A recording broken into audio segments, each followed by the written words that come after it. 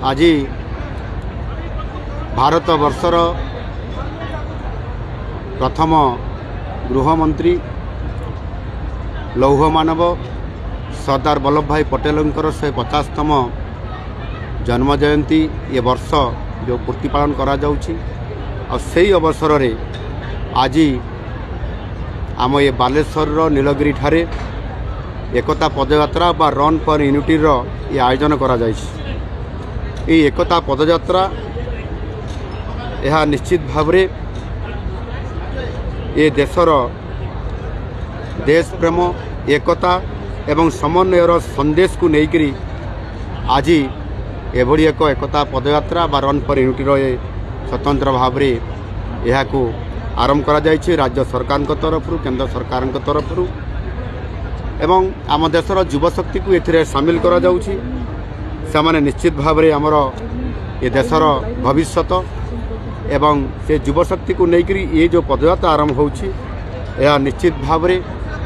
से किभली भाव रे आम देशर आगामी दिन में नेतृत्व नेबे एवं ये नीलगिरी एभली एक स्थान ऐतिहासिक स्थान जहाँकि आपंकर देश स्वाधीनता प्राप्त हैला परे ये प्रथम गणजात राज्य जी कि जो 564 गणजात राज्य मिश्रण होता भारत वर्ष से प्रथम नीलगिरी ये गणजात मिशीला एवं निश्चित भाव रे ये एक पवित्र माटी ऐतिहासिक स्थान आउ ये स्थान रे ये ओडिशा सरकार तरफ प्रथम रे एक गणदौड़ रन फॉर यूनिटी पाई ये कार्यक्रम आज रखा जाइछि। एनु निश्चित भाव रे आज आमको किभली भाव रे एकता एवं देशप्रेम एवं समर्पण भावना लेकरी आज युववर्ग आगे आसबे एवं माननीय यशस्वी प्रधानमंत्री नरेंद्र मोदी जी जो आह्वान अच्छी विकसित भारत 2047 रे गठन करने से आधार रे आम ओडिशा सरकार मध्य नेतृत्व नौछंती 2036 मसीह रे समृद्ध ओडिशा गठन करने से आधार रे आज आमको निश्चित भाव रे आज पवित्र दिन रे सरदार वल्लभ भाई पटेल जी की लौह मानव तांकरी सही नीति एवं आदर्श एवं विचार को लेकर आम युववर्ग निश्चित भाव में से दिगरे आगे नेबे एवं